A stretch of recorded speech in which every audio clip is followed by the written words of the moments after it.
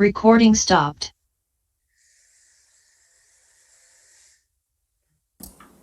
Hi everyone.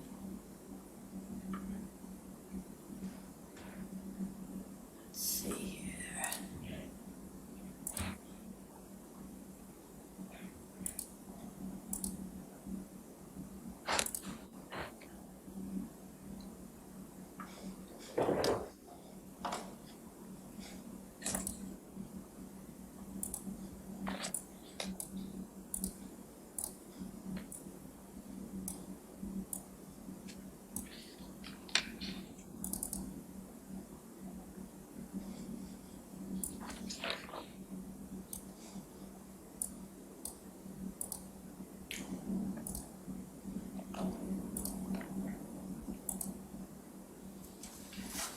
All right.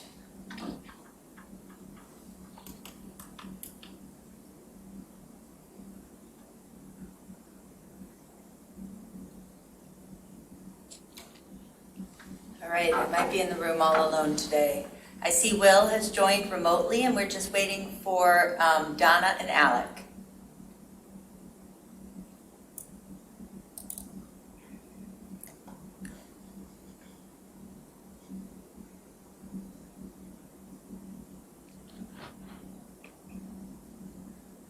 Hey Will.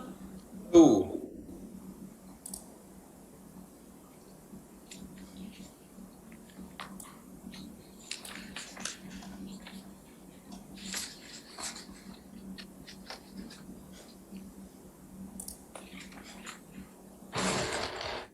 I think Donna's just helping somebody at the front desk, so she'll probably be a minute.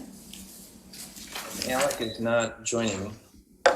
Oh no, yeah, I saw he had an autoresponder saying he was out of the office. Yeah, he had some family things that he had to tend to. Okay. I think that's the schedule issue he had, but I don't know for sure.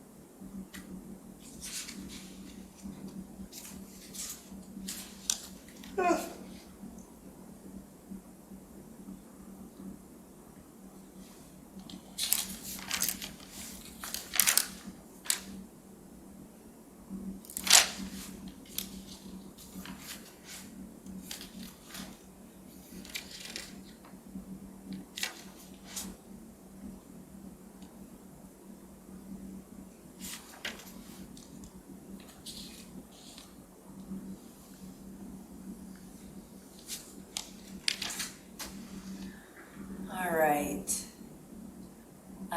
Let me just go check on Donna real quick. I'll be right back.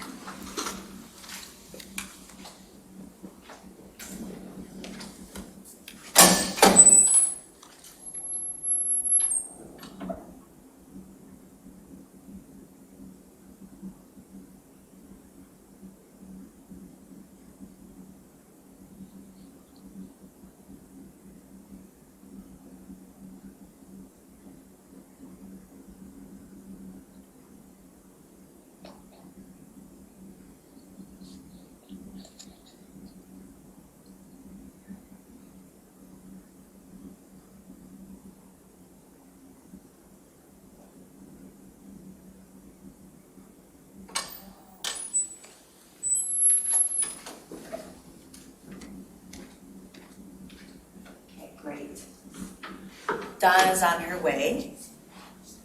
Just have a lot of people at the front desk today.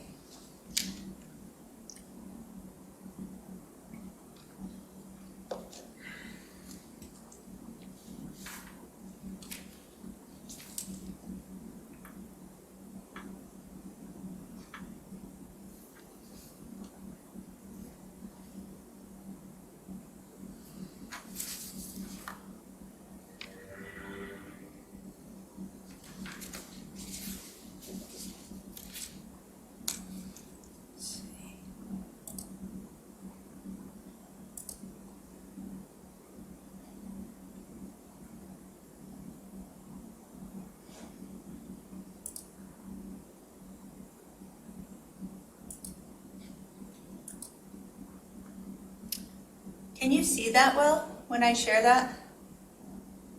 I can. You see a chart?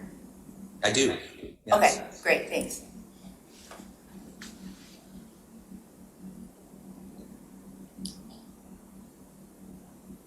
Okay, thanks for your patience, everybody. Donna's just on her way over.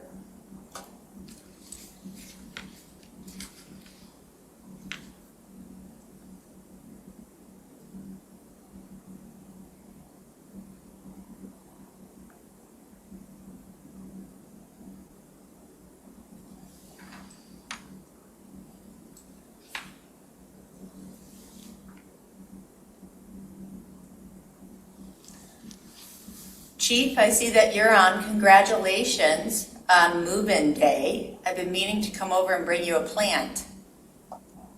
Thank you. There you are. Look at you, out of the trailer and into the office.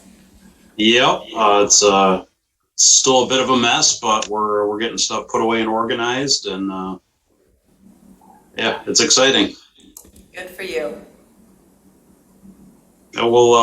I'm going to get back to work while you guys meet, and I'm just gonna tune in and pay attention. Okay. Sounds good. Be here if you need Thanks, anything.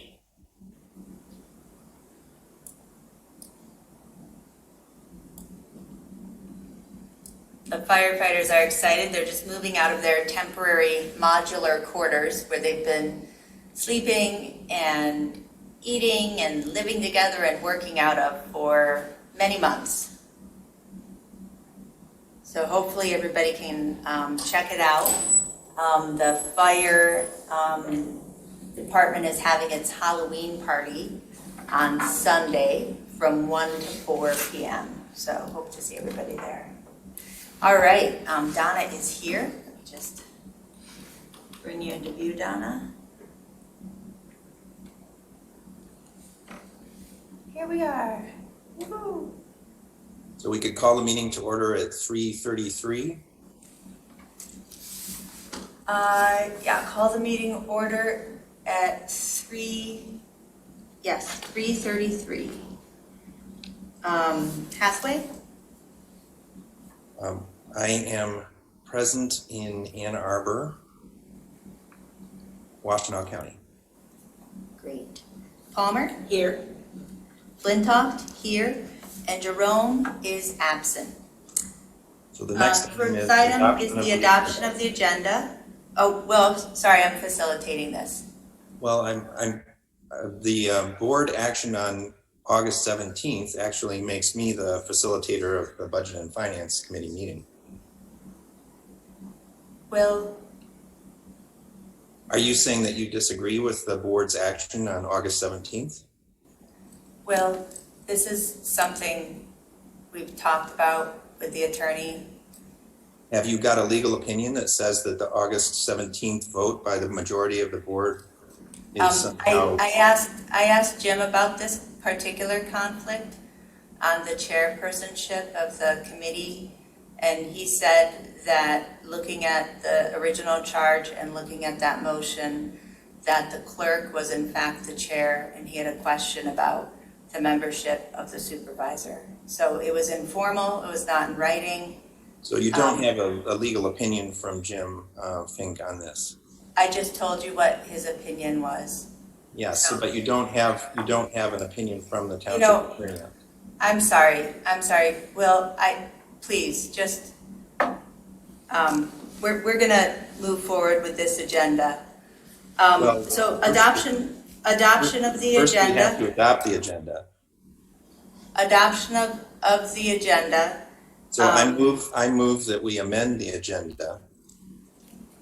I would like to remove item E1 and item F1. Those were not on the agenda that I submitted for this meeting. And I think that they are less important for us to spend our limited time on than the more pressing matter of F2. So Is there there's support? a motion by I'll support. Hathaway. I'll support. Donna, it includes the tax rolls and other things. You're saying it's that's less important, Donna? What are you talking about, tax rolls? I'm just saying we're this whole meeting is about discussion, and there's time for it all. So it's not, you guys, let's just talk about things, okay? Jessica, let's deal with the Deputy Treasurer and Budget Director. I support the motion that's on the floor. Get that done, because the other flows into that item and will be dealt with.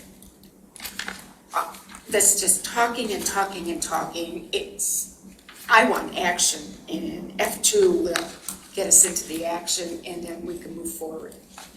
Yeah, I would like to have more discussion on the motion on the floor to amend the agenda. So there's a motion by Hathaway, and there's support by Palmer to cut items E1 and F1 from the agenda.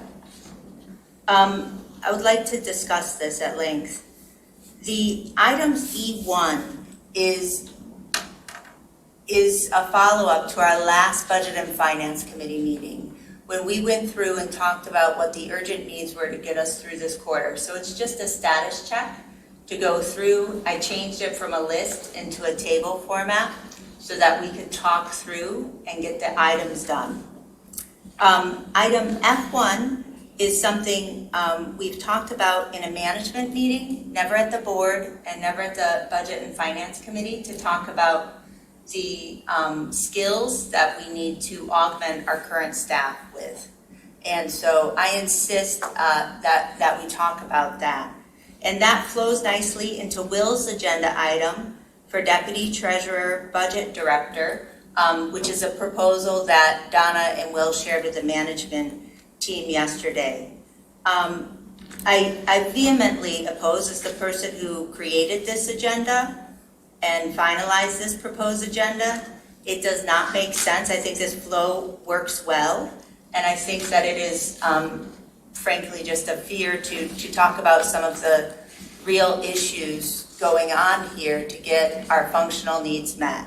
So we certainly don't need an hour and a half to talk about Deputy Treasurer and Budget Director. No, it'd be nice if we could end it before an hour and a half. It certainly would be. I have a 7 o'clock meeting. I believe there's something we just don't Yes, hear I from think, people. and Donna, I think I don't expect this meeting to take more than an hour and 15 or so with the full agenda. So I would like to ask that we go through the full agenda that is prepared here.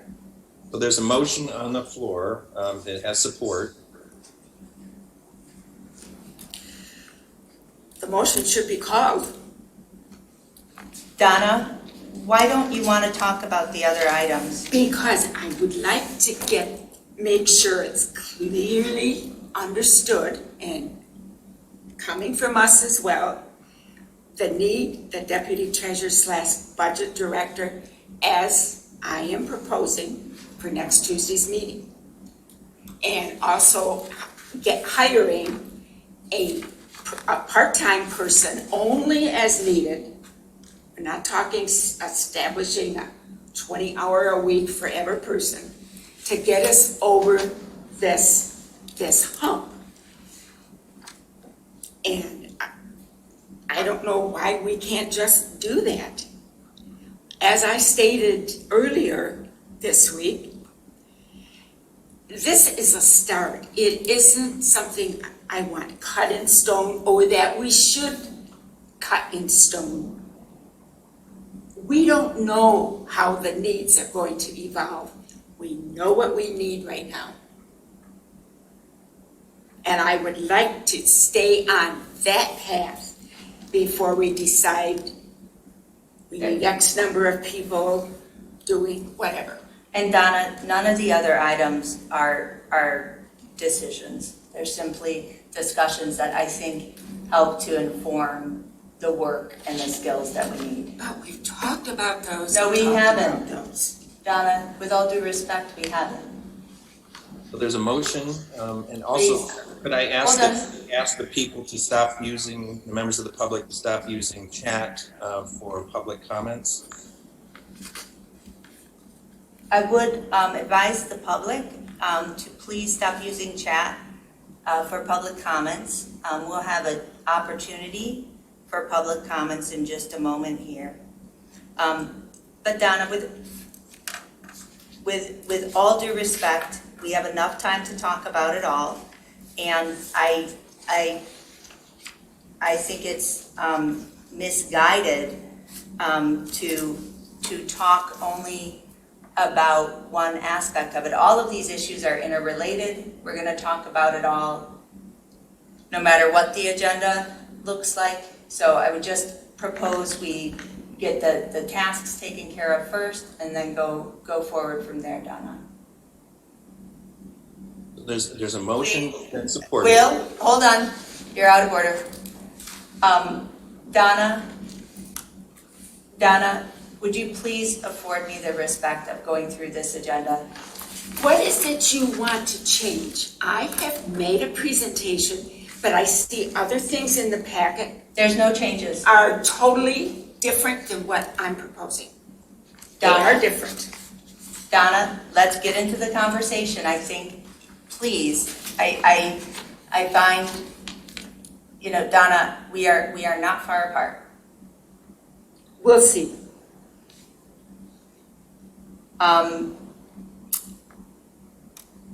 Could we talk about all three items quickly? It's up to the person that made the motion, whatever that direction is. I've supported it. I just would like to deal specifically with that one. Question, Mr. Supervisor. If we Yes. deal with F2 first, and then see what the time is, could we then do what we can do with that allotted time for this meeting? It's a question. I'd like to amend the agenda to remove those items, and then we can decide what we want to do later on if we have time. That's not a proper motion.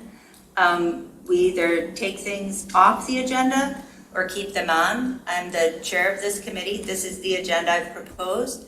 It shouldn't last more than an hour and a half, as we have allotted, and would ask for a basic modicum of respect from my colleagues to trust that I have an agenda that makes sense. Actually, it's the agenda that I proposed. You modified it before you posted it. Will, I am the chair of this committee. I saw that you added an item, and it is on there. I did more than But- add an item. I put together the agenda, and then you added 2 items to it, and then you posted it.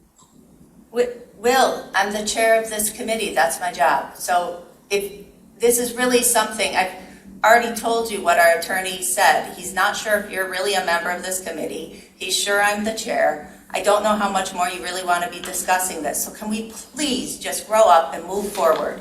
I would like to discuss this full agenda.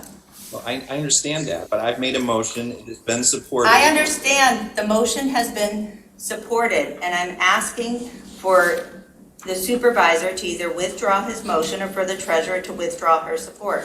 Why is the recording paused? Oh, that's an error. I had a Recording in I progress. forgot to start it.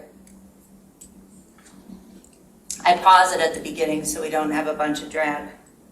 So there's a motion to amend the agenda. Yes, Will, I have just said what's here, and I'm asking the supervisor to withdraw his motion or the treasurer to withdraw her support, and let's just move forward. This behavior is just, it's got to stop, Will.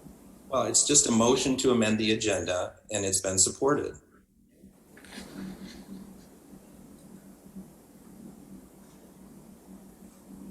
Donna, please. I- I'm just trying to move things forward. Yes, I am too. Let's remove these for this meeting. Let's deal with the last one. Donna, would you accept a amendment that we just changed the order to do F2 first, then? I suggested that, but I didn't make the motion. It's the call of the person making the motion. I don't accept that as a friendly amendment.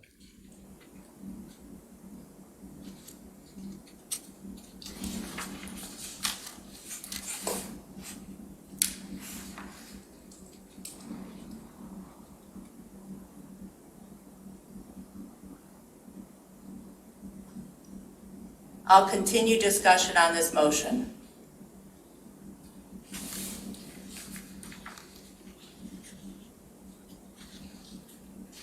Proper order is to call a motion if it's not withdrawn. And it is not withdrawn.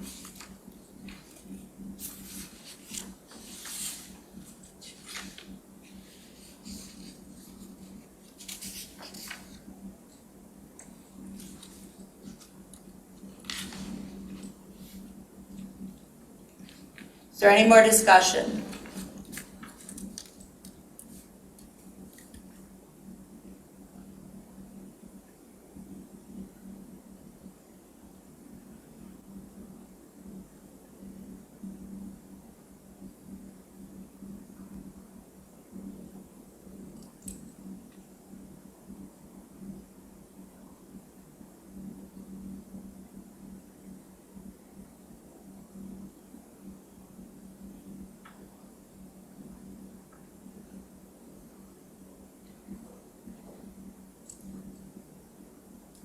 I'm so disappointed in you two.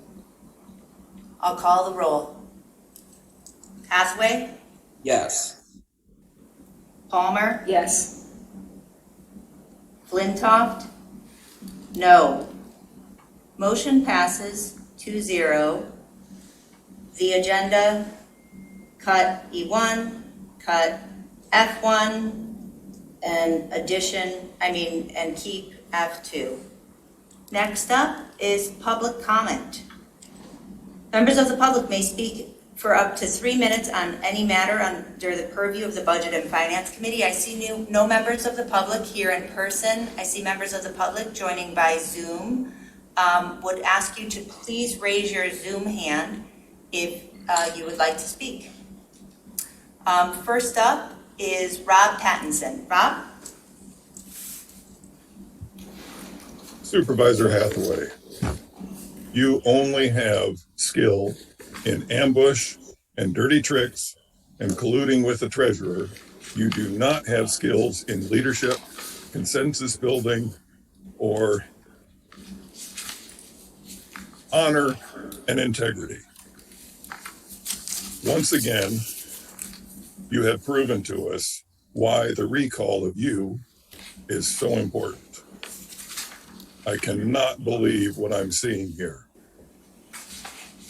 Absolutely disgusted.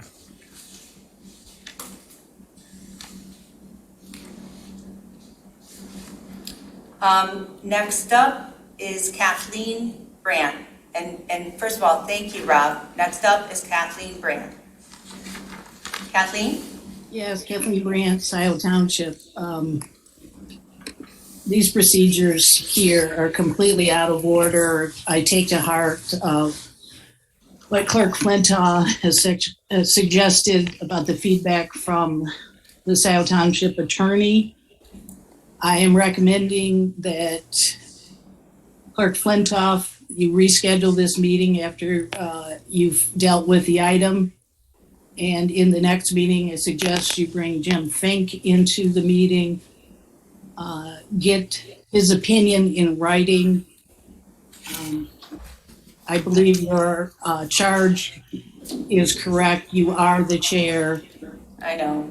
And I cannot believe that Mr. Hathaway is going to try this. He just gets himself in so much more trouble. This is just more trouble, more trouble. So if this is his strategy, I believe it's going to be a failed strategy.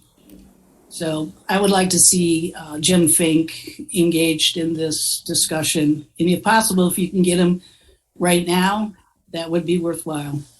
Thanks. I support your efforts. Thank you, Kathleen. Any other interested public? See, we've got about 12 or 14, 12 people here. Okay, seeing none, I'd like to move forward to F2. This is a discussion-only item brought by the supervisor. Will?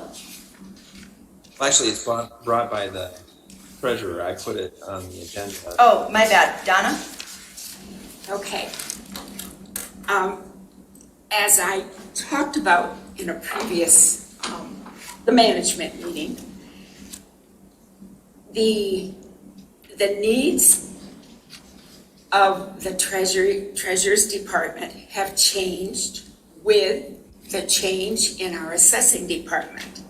That's a major piece. However, as the township's grown, the volume of tax receiving, recording, disbursement, that has also grown. That's the way things happen. I'm asking in this structure for the deputy treasurer, and at this point in time, because these jobs are going to evolve, a half-time deputy treasurer who will also work half-time as the budget director. And the person I'd like to have in this position is our current budget director / accountant, currently working on the audit, to fill both of these pieces.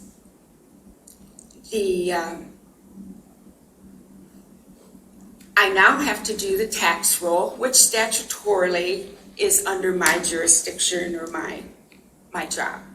Never had to do it before because Jim Murdy, our retired assessor, did everything with the roll, the assessment roll. It just evolved that way when we became computerized, simplified definition. So now it's under my purview, and I'm fine with that, and it's a new thing, so we'll get through it. But at the heavy tax collection time, we need a part-time person to help with the tax receiving. And that is where I'm asking for this accounting assistant. Again, there is a person that would be very good in this, and I know this person's skill, that they would be an asset in any other temporary need, either by day, by week. So we're trying to spend the dollar wisely and still take care of the need. This is basically what I'm asking for, is the deputy treasurer and then this part-time person to help when we have heavy receiving, heavy record requirement. I don't know how else to explain it. They will answer to me, and we would go from there. I do foresee in the future, perhaps, this someday may be a full-time position, but that's something we don't know now. Not until we get the structure and get the, go through the work to see what actually is needed. That's basically it. And Donna, for your reference, but also for the public's reference too, the deputy treasurer is an item that everybody on the board supports. Correct. And we adopted a job description I included on page 22 of deputy treasurer Thank you to Diane Benson and Donna. This was the work of a lot of people to get this together, and it was adopted as a full-time position. And I know that, Donna, plans change and things, but can you talk a little bit about how the duties would differ or be partial, or kind of can you talk about how the work would differ from what we discussed, or if it would just be less of it? The deputy treasurer is totally under my direction as my deputy. Whatever I would see that that person needs to do is what I would ask them to do. And that's it. As I talked with other treasurers with their deputy situation, first thing they all said, under my direction, whatever is needed. However long, we're looking at a full-time position eventually because of knowing the changes with the tax roll and the things that are going to be happening.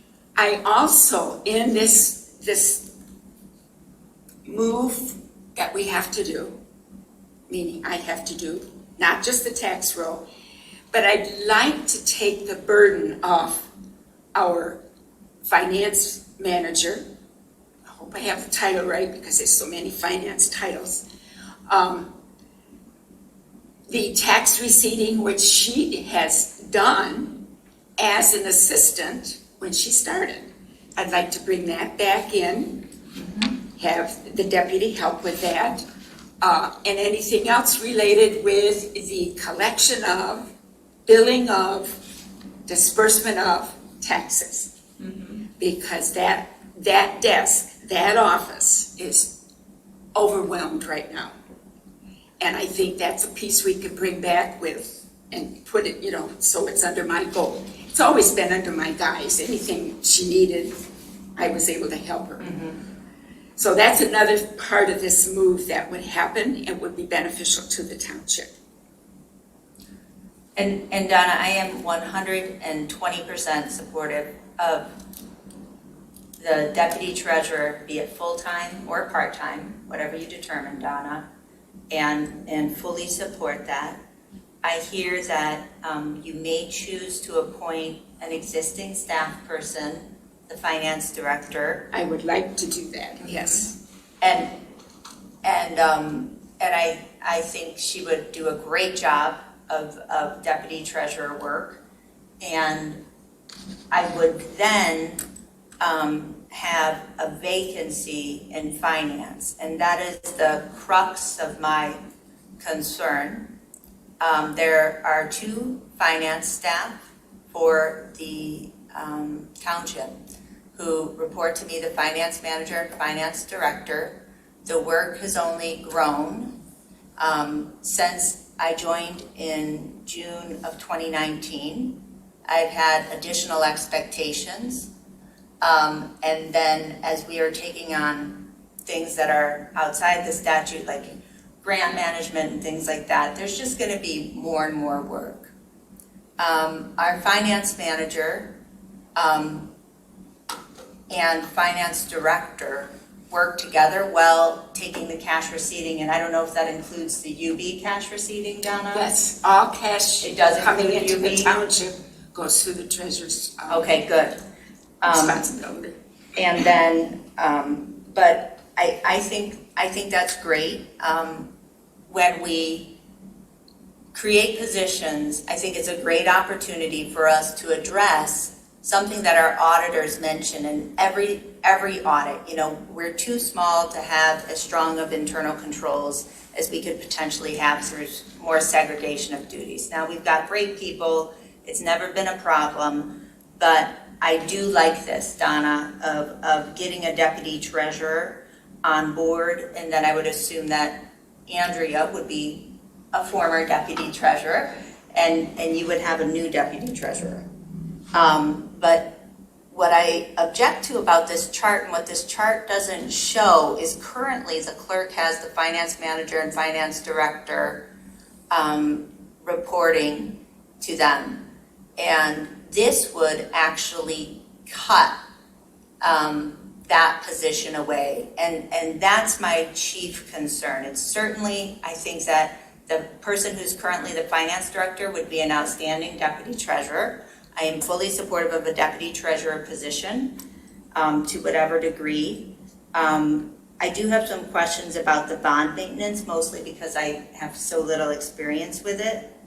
But, and I would just want to note, currently, Donna, this is a small thing that we can change, but currently the false alarm fees is currently the treasurer, but we can change that if you want to.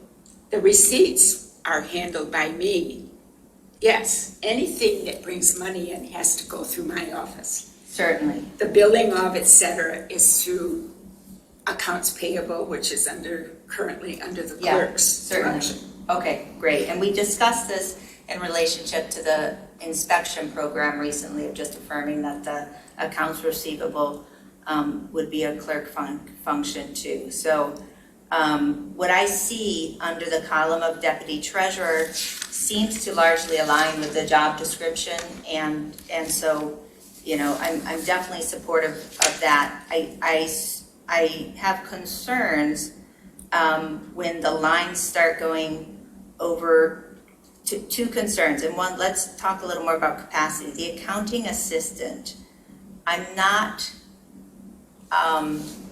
clear on what the accounting assistant would do that the deputy treasurer wouldn't be doing.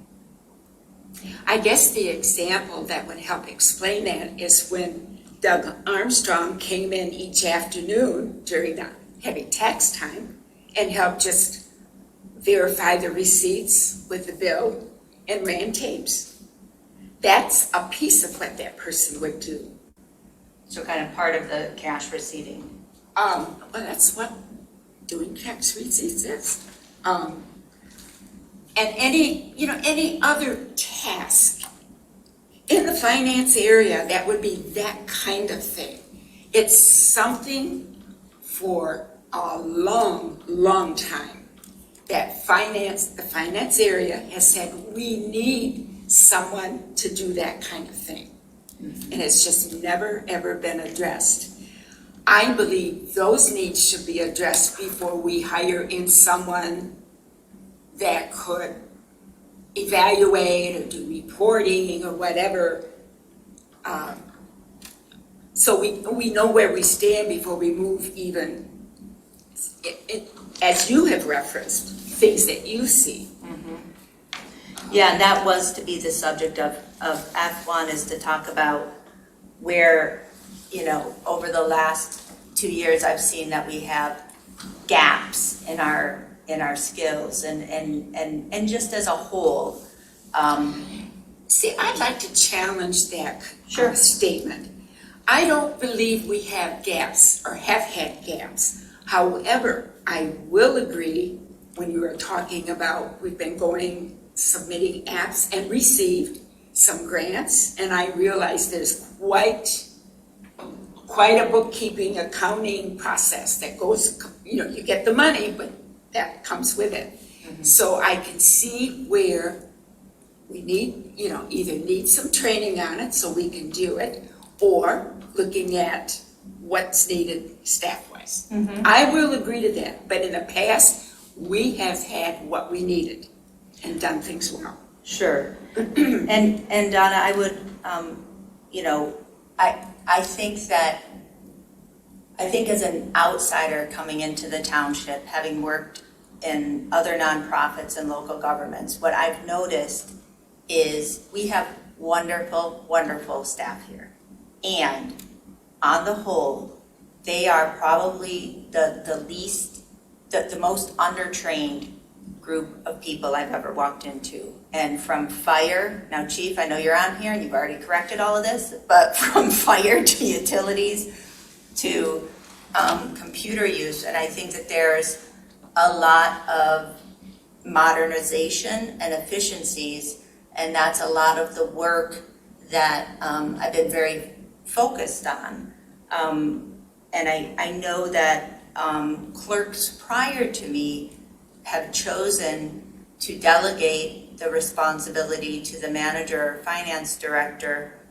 And I was, very clear when I was appointed and when I ran that I didn't want to be legally responsible for something I didn't have some operational control over. And I think that, we've also just had a bumpy couple of years. Our two finance people have both had life happen, as it does. And I think it's revealed when one of them is out where we don't have the redundancy. So while I understand things have been done maybe well enough, Donna, and certainly all properly and with people working very hard, I think there's a lot of unnecessary make work, a lot of paper pushing that can and should be eliminated, so much so that when we've brought in new department heads like Chief Hood, Steve Bogowski, our assessor, they ask me for things like, electronic time records and these things, and we have a lot of modernization to do. And we've recognized that for a long time too. And it is happening. It is happening. That's a good thing. And it's good. It's good. And we can only do one thing at a time, I know. But to that end, I think that what we have found the gaps are when we have unfortunately had our finance manager or finance director out, or in this case, we're down to 0.5 for a little bit from 2 for this week, is that we found that the lack of redundancy that we have isn't in somebody who can enter cash receipts, but it's in somebody who can really understand how to fully utilize BS&A, write policies, do presentations. So I would just say that for the accounting assistant piece of it. I would also say, I don't know if you've considered, Donna, the 0.5 admin assistant at fire. I don't know what their experience is, but if there might be any way to kind of leverage that. I don't want to do that to the fire department, fire chief, because his needs are as great as this. And he needs to be able to move forward with his reorganization and his responsibility. Mm-hmm. And that's something way back when we as a board said maybe we could have a floating finance, Yeah. Whatever. Well, somebody cross-trained, yeah. But no, we can't do that right now. Even the people who are filling the position, give them an opportunity to learn. If it ends up there is going to be time, there'll be a place, I'm sure, that we can use them so they feel like they're giving their all for a full-time job, if it amounts to that, and be comfortable too, because everybody we talk with and everyone we've all worked with, they will give 100% or more, and they feel strongly about doing that. And that's the kind of people you want as employees. Mm-hmm. So no, I don't want to approach the fire chief about possibly working with the person who has been offered the job and I'm just taking it. We're just finishing up the process. Okay, Not at this time. okay. I think it's So I would, look at yes, Will? the proposal. Will? Not just the deputy treasurer portion of it. What, Will? I think it's important, especially because we're talking about all of the different functions that have to be dealt with, have to be covered. I think it's important to look at the proposal in its entirety, which is not just the deputy treasurer portion. I mean, Sure. it is Yeah, sort of- I'm gonna take it treasurer, the treasurer functions and then move to the budget functions, just a second. So if the finance director were to be appointed the deputy treasurer, then I would want to fill the finance director position. And I know there would be some reworking of it, but I remember back in July, I think we were speaking with Thacker, that's what we had talked about with this idea, if in fact the finance director were appointed to be the deputy treasurer, that then I would fill the position. And so what's so concerning to me about that turnabout is that that position suddenly goes away. I think when you heard the angry tears of our finance manager yesterday, I know you've referred to those as heartfelt conversations, Will. It's operationally absolutely unreasonable for all of the finance tasks to be done by one person. And offline, we'll talk more about it. But I just have to say, operationally, it is just unreasonable. And Donna, I think you I'm not looking know at that. Sandy doing all deputy treasurer work. I believe she could fill in that void that's been created with the change in staff and the duties, Okay. and still be a very important part of the finance, i.e. accounting department. If you need to know anything in this township regarding recording, requirements of filing of reports, everything that most people don't realize we have to do, but we do. She's the person that knows it, and I don't want to create that void. Under no circumstances. We need to be able to do, everybody from the state level, Fed level tells us we have to do. Agreed. And that's a major, major part of that position. I keep thinking about the need of the township, not just a certain section need. Me too. If we can relieve some of the everyday tasks that go into recording receipts, etc., then these people that have the knowledge and are key, they can do their job without feeling burdened. And I feel for our finance manager. She's had a lot put on her desk, and I've worried about her for quite a while. So I'm thinking about all of these two key people. I'm in the middle, and now my need has changed, and that's why I approached the board about hiring a full-time deputy. But I'm not sure I need a full-time deputy right now. We don't know. And I would, say that the finance manager and finance director, who have both been working their tails off, especially the last couple of years, neither one is getting their jobs done. Not the way we want them, but we And that's important for people to know, that we're already short what we need. And I think that the modernization, the pulling, doing things differently requires different skills. They each report to me, and so I can tell you from the work planning, there's not enough capacity. So I absolutely, oppose, and I'm quite baffled, and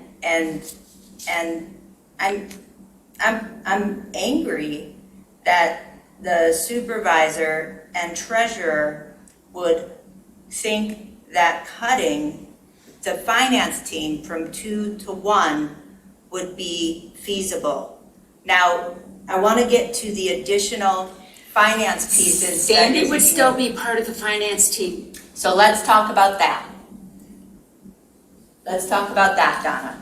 So then I would say and I want to speak about the audit and the DDA, which I see listed in the right-hand column on that chart.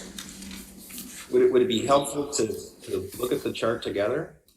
So yeah, there's the chart called Budget Director in the right-hand column. It's page 19. And I would say something about the audit. And so if people look at page 19, along with page 9, which is what I really wanted to talk about, so that folks understood the cycle of work. our audit, our fiscal year is April 1 through March 31st, looking at page 9. Can you flip to page 9, Will? And the auditors share the list of records to be reviewed in March. The auditors examine our records in June. The audit is due September 30th. And so because we've been staffed in whatever ways we've been staffed, we've not been, Will, are you going to switch to page 9 or not? I didn't want to interrupt you, but I'm just showing the chart. I'm not pulling it from the. Gotcha. the Okay. agenda packet. Okay. Gotcha. I just wanted to do it I think the things that you're referring to are the things that we side by side. So,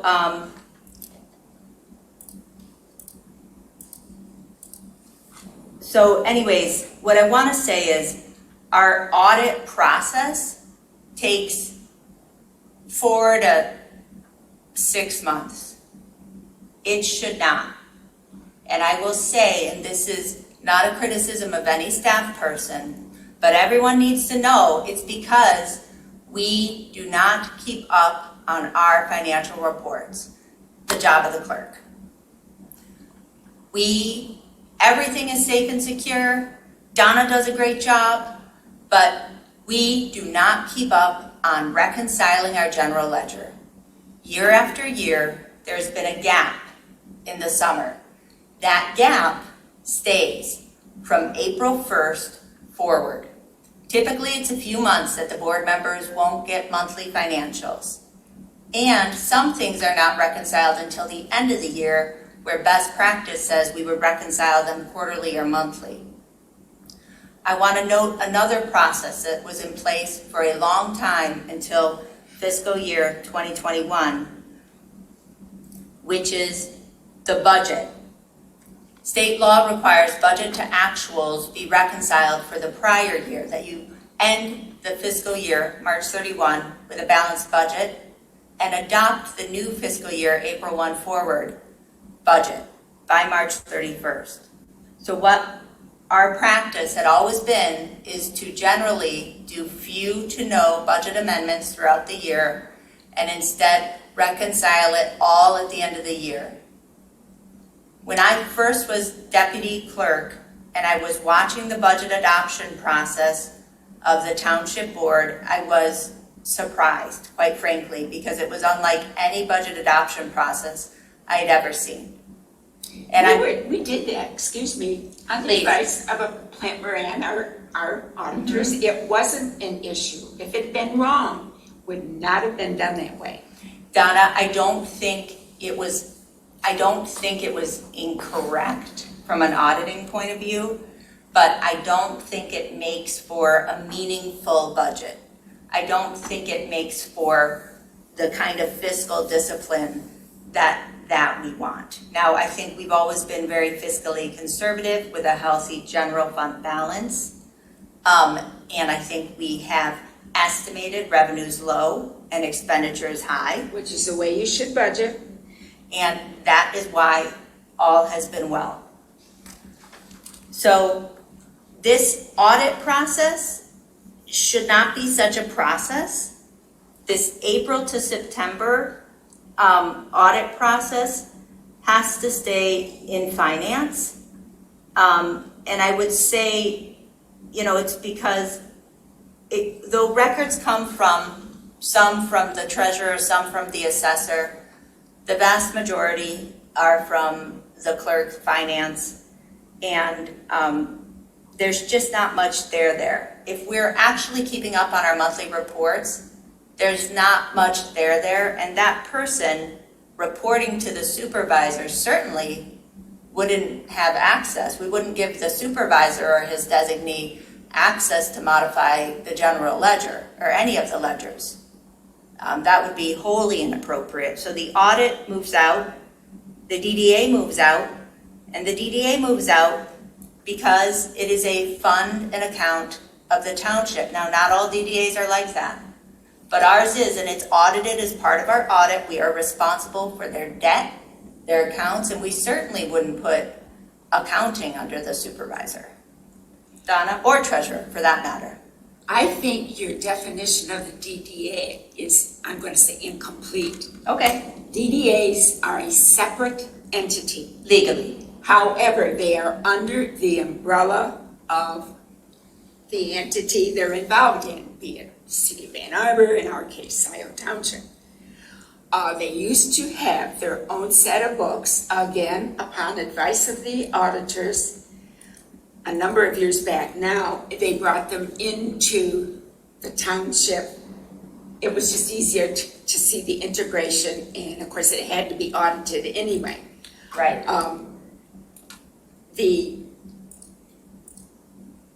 In our structure and historical background, Sandy was hired as their accounting person, Correct. and they paid her.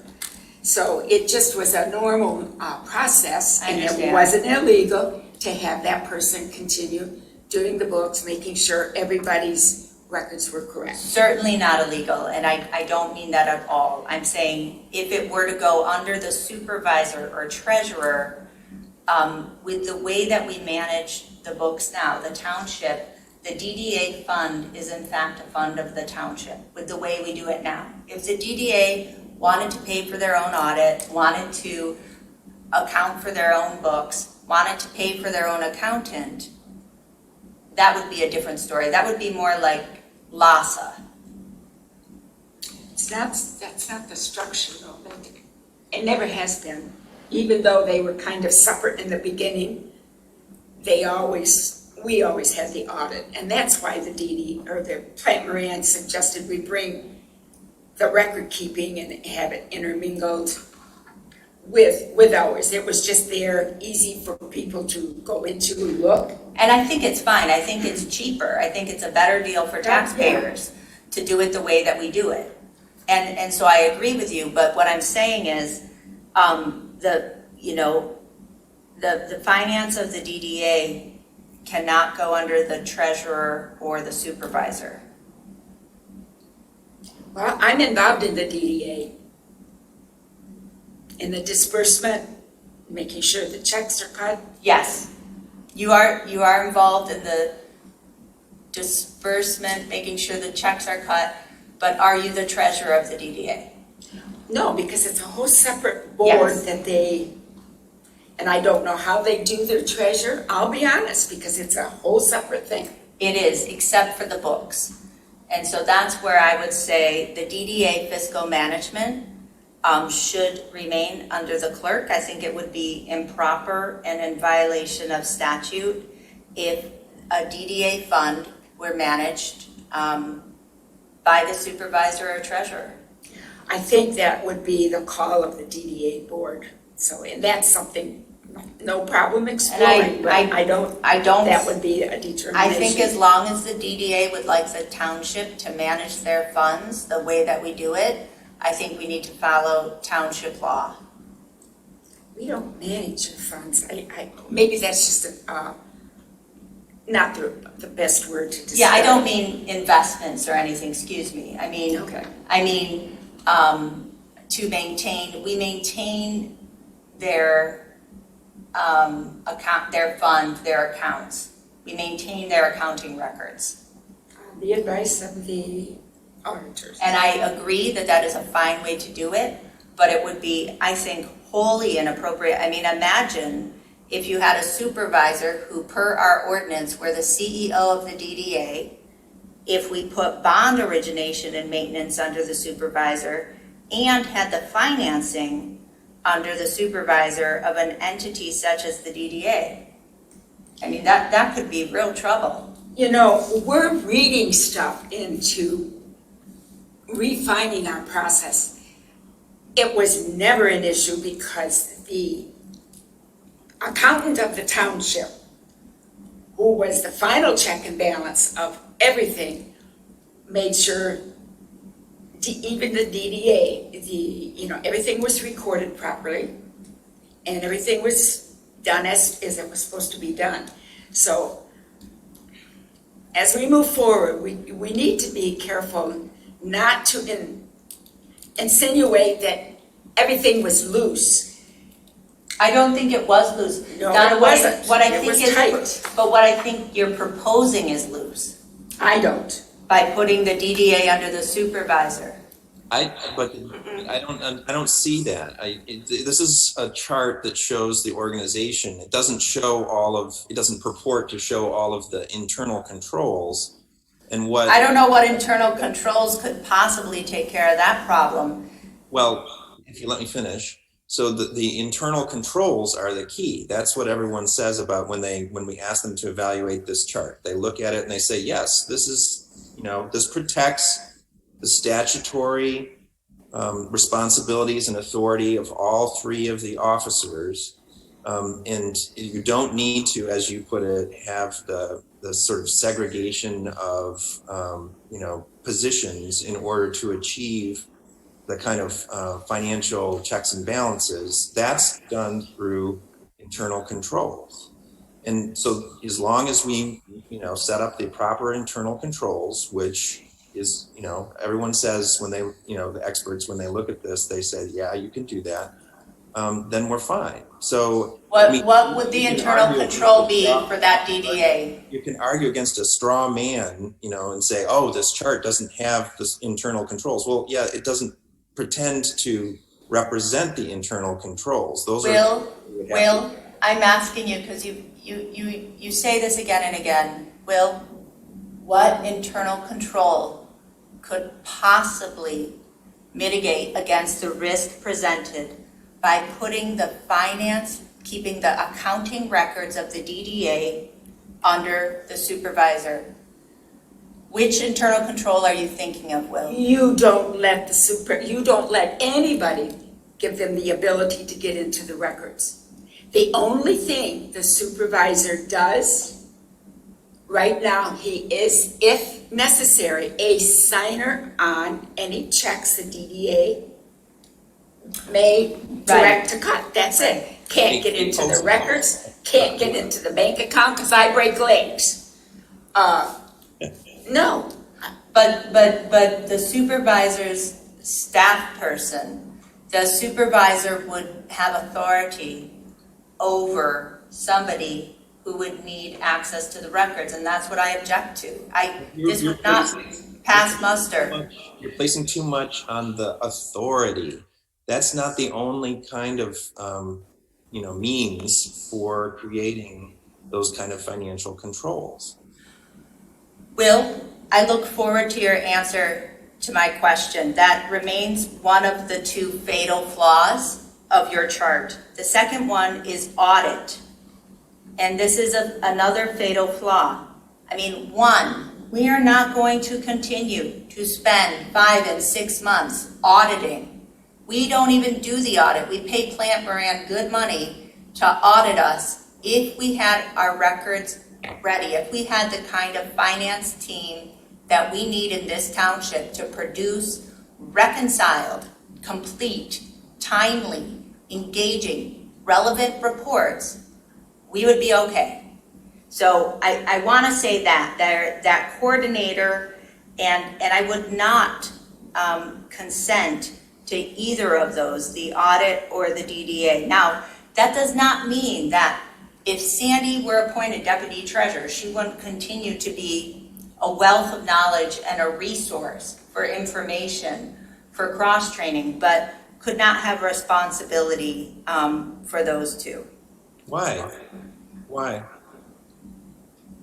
How is that fatal? I mean, are we gonna like step on something and it explode or something? I don't understand why we sort of slip into this language. The auditor said that it is a very corruptible structure that you've proposed here. That's my concern, Will. You got to depersonalize this. We are stewards of public funds, and we need to make sure that when we invest, that we're always taking a step forward to make things better and stronger. So please don't laugh it off. I would also say the person doing, I would say too, the finance manager was not consulted on this, as she told you yesterday when she at the management meeting. And so I would also want the public to know that I am discussing this chart, but I do not believe that the finance duties are complete. We have a multi-page chart that we've gone through many times with the team of all of the complete duties. And so I just want to say that these are not complete lists, and that there's... Well, if I could respond, the thing that I was laughing at was your use of the word fatal when talking about something that is really, you know, just a decision about how we organize things. The question of who oversees the audit, who is the contact person, and I think the key thing here in this chart is the word coordinator. So somebody serves as the coordinator for the township in terms of pulling together the materials from all the different sources to share with the auditor. Totally inefficient. The auditor gives us a list of items we need in March. It is an unnecessary function. The function that has to happen is in finance, is those 2 intensive weeks of working with the auditor on adjustments to the journal and things like that. I mean, the coordination. So we have an agreement about what the nature is of the work, the relationship of the coordinator representing the township, the role that they play. But that's not fatal. It's just a disagreement. And well, this person would have nothing to do. I don't know what that person would have to do if he or she reported to the supervisor and treasurer. What do you mean? What? Well, I mean, it would be coordinating colleagues in the office. I don't understand your question either. I don't understand what a coordinator would be doing if they're not the person maintaining the records. So my understanding from talking with the auditor, David Halasek from Plant Moran, is that it doesn't really matter what the title is of the person. It varies from township to township who plays this role. The key thing is that you have somebody who has the knowledge, and you know the person that Donna has in mind to appoint to deputy treasurer and budget director has that knowledge and experience for sure. That you have someone with that knowledge who can pull together all of the different records that are needed and, you know, respond to communications back and forth with the auditor. It doesn't matter whether their title is budget director or deputy treasurer or... would be a wholly unnecessary role. It is a list, the same list every year of reports that we prepare. Majority of them come from finance, some from assessing, some from IT. It's just not a real job. It's not work from April to September. The work is keeping up, maintaining all of the ledgers, keeping up the records, and it has been a lot of work. The last couple of years, it has been a lot of work when we haven't kept up on reconciling our general ledger of this township. It does become a lot of work because some of that work is quickly finishing up all of the records. So that's part of the issue. We've had this lag time and we don't have to have that lag time. So I think that, you know, with the proper staffing in finance, whatever that looks like, you know, that lag time and coordination doesn't have to happen.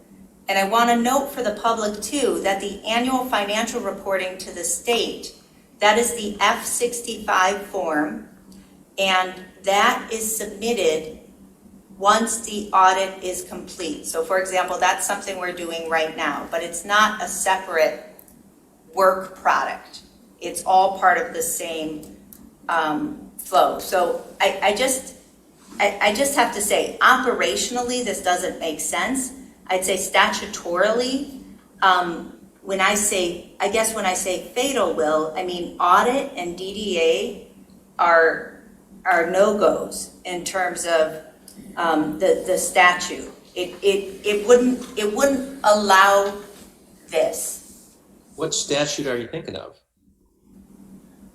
Will, the way that the DDA, currently we manage their finances and their fund, that is the responsibility of the clerk. All of the records required for the audit are most of them, with the exception of those in assessing and treasurer. And so and honestly, if we improve and get our general ledger up to date and stay on top of our work, this is not an April through September job anyways.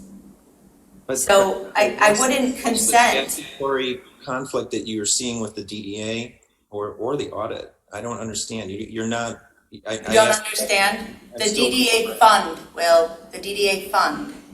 The DDA manages their fund, and They do not manage their records or accounts Their or audit. records, all we do is note the records as to the direction, the disbursements, whatever they have to do as the DDA. That's right, and isn't it important that check and balance is an officer separate from the one who's a member of the DDA or a CEO of the DDA or an official responsible for bonding?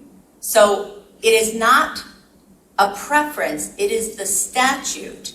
It is just like any other fund of the township in terms of, not in terms of who makes appropriations or who's the treasurer, but in terms of You're reading ledger. too much into this. We, as a township, when the DDA was established and everything, those people that serve on that DDA board are very, very capable and very aware of the amount of money they had to work with, still do. We still got bonds, and they're very careful. And they're all businessmen who are very aware of making sure everything is Sure. right. You're reading too much into this, Jessica. We do what we have to do. We do it correctly. Our records have always balanced. And I want it to stay that way. I do too, but I don't want to end up hiring people upon people because And someone feels we need to do that because of this or that. all I'm saying We is, don't have the money for I that. don't want to have my staff cut in half. And that's what this proposal is. So, if you need a precise citation, Will, you can go to MCL 41, but it's 41.75A, which I have pointed to as my lack of consent on other points as well. And so, you can Google statutes for the word finance, Will, but that's not going to bring you to the level of understanding that you need to understand that there is a major problem here. And for people listening, what this would do, Donna, please, is that look, we are trying to move toward better and better governance. And if we're going to put money into a deputy treasurer, then we should firm up some of the checks and balances if we're able to do it. If we suddenly have, 3 FTE instead of 2 in the overall budget finance area. How so? I am tired of all of this discussion many times. And it seems to insinuate that whatever we've been doing isn't correct, therefore it raises those questions to the public. And I don't want those kinds of questions there because there's no reason for them. And I concur, Donna, I don't think we've been doing anything wrong. Not ever. And thank you to you, Donna, for all of your work over the years to make sure It about wasn't that. me alone. I It know. was always a board. I know, Donna, but what I'm saying here is in this proposal, When I say fatal flaws, the audit and the DDA would make this a weaker, more corruptible structure, and we don't want that. We don't even want to go anywhere near it with a 10-foot pole. I disagree with you, but that's all right. That's okay. I disagree. Okay. All right. Anything else on finance before we move to budget? Well, I'm not sure what you mean by anything else on finance before we move to budget. You mean we're talking about each Topics. column of Talking about topics. What? We're talking about each column of the chart of the proposal independently? I mean, they're all related. Yeah, we talked about the deputy treasurer column, Will, and then we've been working in the budget director column, talking about the items that are related to finance, and then I'd like to now talk about the items in the budget director column related to budget. I'm confused by the way that you're sort of just aggregating this. I mean, the chart is meant to address the statutory responsibilities and duties of each of the officers. So there's, the first column is meant to address the clerk, the second, the treasurer, the third, the supervisor. We each have statutory responsibilities and roles. And that's incorrect. Right there is our first disagreement. Local ordinances.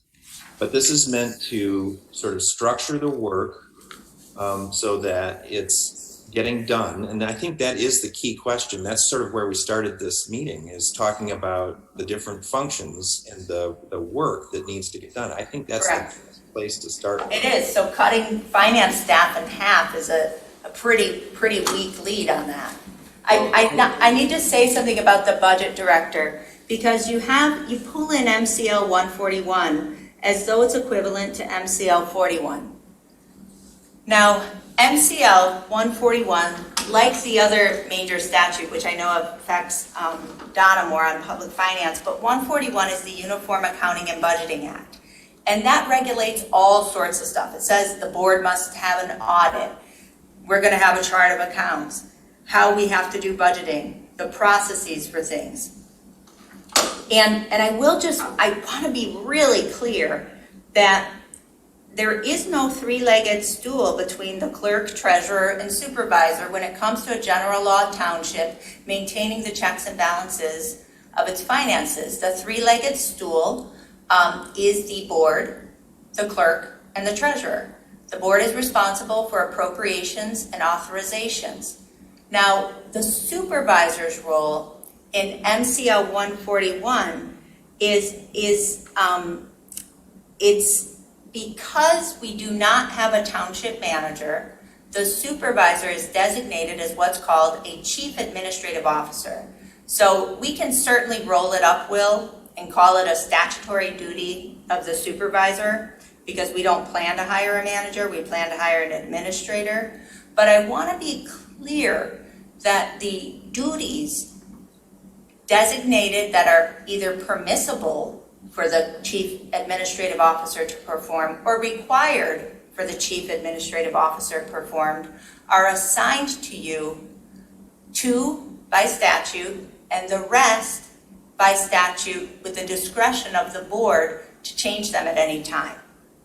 And I say that because it's just not equivalent, Will, in the law. And so the two duties that you as chief administrative officer in a general law township without a manager as our supervisor have, the two absolute duties you have under the Uniform Budgeting and Accounting Act, and correct me if I have any of this wrong, is to, one, submit the F-65, the annual financial report to the state, and two, you may request an extension.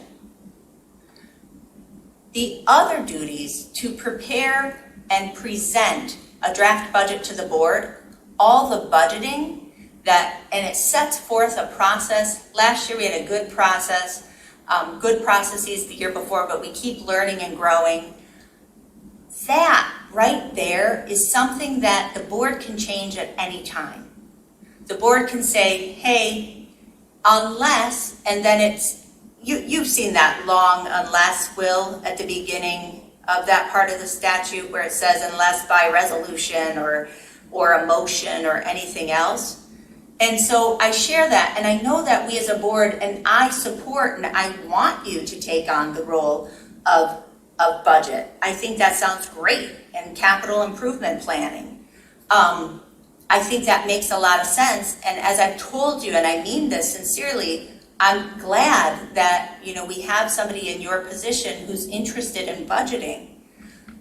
What that job is, though, is preparing the draft budget and presenting it. And so when I look at that, there's a couple things there. That's your authority and your passion for budgeting. Now, how it's done, I don't know that there's a staffing structure difference. We've always had our finance director, you know, working for everybody. And so I'm a little perplexed on why we would pull out the budgeting function from the finance function, because I think it's probably more efficient. I also saw in a news article today, I don't know if it was MLive or Sun Times, it said the administrator would be helping the supervisor with the budget, and then there's a budget director, and then there's an assistant budget. And it's like, the budget's super important, but it's once a year, and it's not that hard. So I want to say what the ongoing grind is, where we get behind and where the numbers are super important, is in finance. So I am supportive. If, Donna, you wanted to appoint our finance director as your deputy treasurer, and Will, you wanted to ask her to take on some budgeting and capital improvement functions, I think that makes a lot of sense. I think she'd do a great job at that. But I would say there would be a hole in finance that I would fill, and recruit for an additional finance position. And that's what I wanted to talk about, is what some of those skills are that we would want to look for. So I disagree, Donna, on the assistant piece of it, the kind of workhorse piece of it. I would expect that one person doing the deputy treasurer plus budget, I think that is and imagining Sandy in that position, she would of course be providing some kind of ongoing TA to others around the office. But that sounds like a full-time job to me, and we would still need 2 people in finance. So you asked a moment ago to correct you if you were wrong, and I think, I don't know if you're wrong so much as I place a different emphasis on the import of a decision by the Board of Trustees to delegate authority. I mean, really, most of the authority in a general law township is vested in the Board of Trustees as a whole. So when we talk about, you know, the authority that any one of us has, yeah, we have a certain amount of authority that comes from state statute. And that's, I think, you know, what this chart is attempting to honor, is that sort of base authority, but at the same time, it's attempting to represent some authority that would be delegated by the Board of Trustees. Mm-hmm. And that's real authority. It's not, you know, somehow, you know, I don't know, ephemeral, you know, it's not going to sort of just evaporate. It's, you know, it's delegated authority. Now, you're right, the board could change its mind at some point later on. For example, it could say, oh, well, we want to make, you know, the clerk the chair of the Budget and Finance Committee. And it could say, oh, you know what, we change our mind. We want to make the supervisor the chair of the Budget and Finance Committee. That's really up to the board. It's not in state statute what, you know, who has that particular authority. Certainly, it's just, you represented the 3 columns as the statutory authority of the 3 officers, so I was just clarifying. Well, I agree.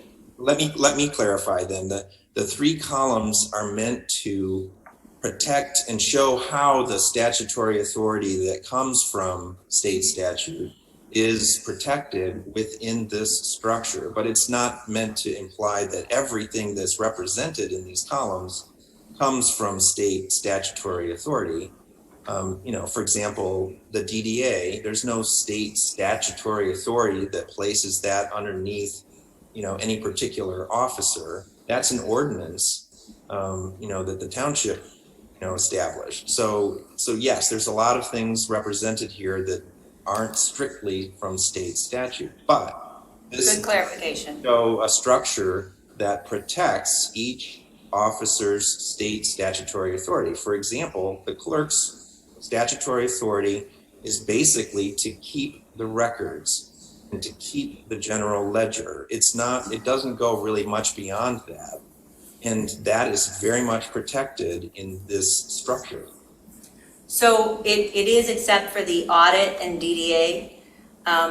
You can note the word fatal again. I have a question for Donna and Will. Bond maintenance and bond origination, and maybe more for you, Donna, since you have, I think, more experience with bonding. I'm not sure, Will. All I do is make the payments. It's been done in the accounting office. Okay, so tell me a little bit about, I haven't done any research on, and I don't know what the statute says about bond management. I know it's really on the whole as a board, and then kind of what the difference is between the maintenance and then the origination and maintenance. I can't give you an answer to that. It Okay. was always handled by, as far as the ongoing record keeping in the accounting Sure. office, Sandy, Sure. as the employee at that time. As far as the establishing of the bonds, the selling of the bonds, the beginning of the process was done through our bonding attorneys. And once we got that, we would get the bonding schedule. But we had those people handle all of that. We didn't pretend to know how to do it Right, correctly. You hire the experts. right. And we don't need an expert on board when it comes to, after that, you get your schedule for payments. We get the bills from the Absolutely. processing, or that's not the word, the bank that handles the maintenance of the bonds. Mhm. Those invoices come and we pay them. That's all there is to that. Okay. Great.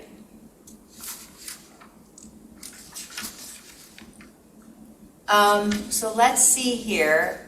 Anything else? I want to note it's about 5 to 5. Not that we have an end time, but we did have a objective. Will and Donna, do you all plan to come up with a job description, or what's your next step? I mean, I will say I oppose putting the audit or management of any funds of the township, including the DDA, not management, to maintain any of the funds of the township, including the DDA. I object to putting those under the treasurer or the supervisor. And I insist that if we were to go forward, we fill the finance director position, understanding that there may be a reworking of it, but I would insist on that. I think it just depends on what the entire board, everyone's looking at this. All I asked for is a deputy treasurer, and so that position was approved. I'm 100% on board with you. And I really didn't even have to go to the board with that. I know you didn't, except for the compensation level. Well, possibly, I won't argue that, I won't totally agree, but I'm Fair enough. just trying to cover the work that we have to do. And folks, if we don't collect taxes, we might as well shut the doors, because that Right. pays all the bills. And Donna, a serious question. Why muddy it up with all this other stuff? Budget and finance and mixing it all together. Why not just start with a deputy treasurer? I don't think we want to discuss that right now. Okay, fair enough. Okay. Anything else on this, Will? Well, I think you've made a good point that we're sort of running out of time and we need to allow time for public comment. Yeah, thank you, Will, for that reminder. So I do want to note one more thing. Will, take down your screen, please. Sure. I do want to note, thank you, Will, on the, let's see here, I just want to pull up one thing. There's some deadlines here, Will and Donna. If you just check out the first item, the Q4 2021 work planning needs. I think this captures kind of our conversations to date of who's doing what, but I thought that'd be a helpful tool, so let me know if anything's off on that. Well, we should talk about that, but that's really an internal conversation. And it was an external conversation, Will, and here we are. So the next thing I just want to note is this. I would direct everybody's attention This is not on the agenda. we're still on this item. This slide here, this is really kind of the discussion point that I've had with the fire chiefs, the utilities director, the assessor, the finance manager, the office coordinator, other trustees, to really talk about the type of skills we need to bring on board here, either temporarily or permanently, contract or employee.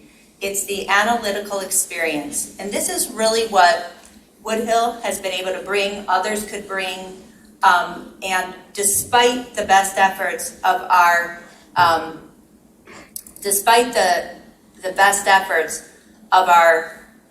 staff, they just haven't had this training and experience. For those of you at home, BSNA is our accounting software. It's much more than that. We do utility billing and everything through it. We haven't kept up with the best practices on how much we can use that, so we do a lot of paper processes, Excel sheets, unnecessary make work. GFOA is the Government Finance Officers Association. There are best practices. There's a whole bunch of training and best practices and policies, so we're trying to connect our staff to this community of colleagues so that they can continue to professionalize. We want to record more and more data into BSNA so that we can report on more and more things. We are behind, very behind, where other places are. If you go to Pittsfield, if you go to anywhere else, I would say that we are about 6 to 12 months away from being able to have interactive dashboards on our website, all sorts of information, but we need to have people who know how to use this software and have this deeper experience and breadth of knowledge with municipal finance. So this is the conversation I'm continuing with staff. This is the conversation that the supervisor did not want to have with the board. And so it's important because this is where most of the staff that I've heard from want to go. This is what our team has been asking for and what we need. So with that, I will stop sharing here, and I would like to now call for public comment. You may speak for up to 3 minutes on any matter under the purview of the Budget and Finance Committee. If you'd like to speak, please raise your Zoom hand.